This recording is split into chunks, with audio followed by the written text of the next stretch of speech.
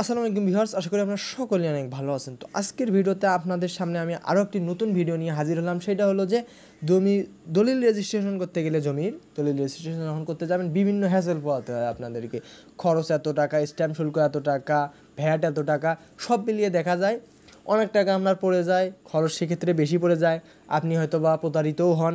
সেইটা থেকে আজকে বাঁচবেন কীভাবে, বা সেইটা আপনি খরচটা নিজেই দেখবেন কীভাবে, যে খরচটা আসলে কত টাকা বা কত আপনাকে ঠকাচ্ছে সেটাও বুঝতে পারবেন। তো নিজের কাজ নিজে করাই ভালো, তাই একটু দেখানোর চেষ্টা করবেন। জাস্ট একটি সিম্পল কাজ করবেন, দলিল সেবা অ্যাপটি প্লে স্টোর থেকে ডাউনলোড করে নিন। আমরা মূল অ্যাপে চলে যাই, একদম অ্যাপের ভিতরে চলে যাই। তো এখান থেকে আমরা দেখাবো যে দলিল রেজিস্ট্রেশন ফিস ক্যালকুলেটরে ক্লিক করবেন।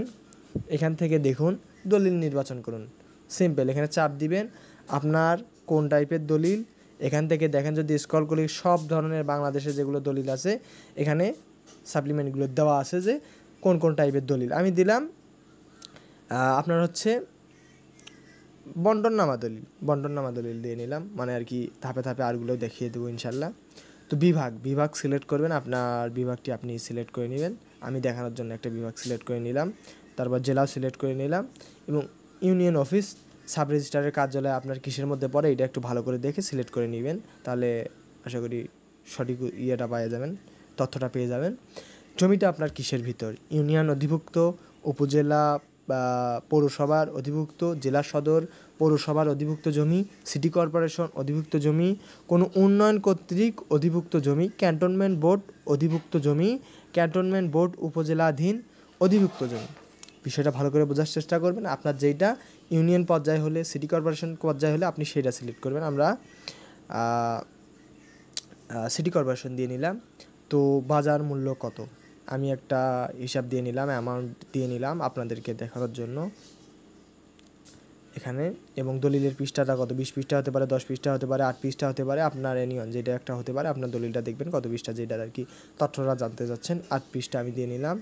তো এখান থেকে ফলাফল সবুজ কালার একটা আইকন আছে, তো গ্রিন কালার আইকনে ক্লিক করে দিবেন। ফলাফল দেখুন এখানে। তো দেখেন জাস্ট হিসাবটা চলে এসেছে, একটু মনোযোগ দিয়ে দেখার চেষ্টা করবেন।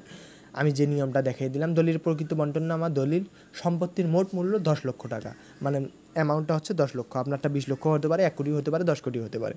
রেজিস্ট্রেশন ফি শতকরা হার 700 টাকা, স্ট্যাম্প শুল্ক 100 টাকা, স্থানীয় সরকারের কর নয় বা প্রযোজ্য নয়। উৎসের কর 125 ধারায় মানে আর কি নেই, উৎসের কর 128-এ নেই, উৎসের কর 126-এও নেই, ভ্যাট প্রযোজ্য নয়।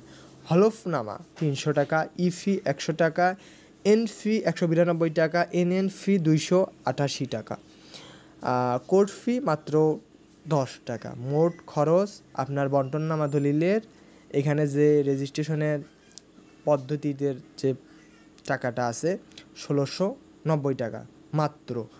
এখানে দেখেন অর্থ পরিশোধ পদ্ধতি, কীভাবে অর্থটা পরিশোধ করবেন সেটার পদ্ধতি। যারা একদম নতুন বা কিছুই জানেন না সেক্ষেত্রে দলিল রেজিস্ট্রেশনের জন্য আর আপনারা সাব রেজিস্ট্রার অফিসে গিয়ে খোঁজ খবর নিলেই হবে, আর কোনো ব্যাপারই নয় এটা।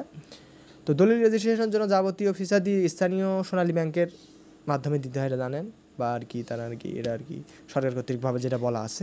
রেজিস্ট্রেশন ফি এবং এর ফি একসাথে একটি পে অর্ডারের মাধ্যমে একটি কোড আসবে, এটার কথা বলছে, অত কিছু করা লাগে না। যাই হোক, মন্তব্য এখানে দিয়েছে, মন্তব্যটা একটু ভালো করে পড়ে দেখে নেবেন সেক্ষেত্রে এখানে যা দেওয়া আছে।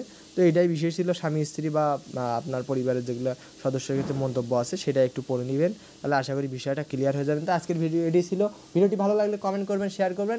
পরবর্তীতে অন্য কোনো ভিডিও নিয়ে হাজির হচ্ছি আপনাদের সঙ্গে। ততক্ষণ পর্যন্ত ভালো থাকবেন, সুস্থ থাকবেন, দেখা হচ্ছে নতুন কোনো ভিডিওতে। আর আজকে আমি এখানে বিদায় নিচ্ছি। আসসালামু আলাইকুম।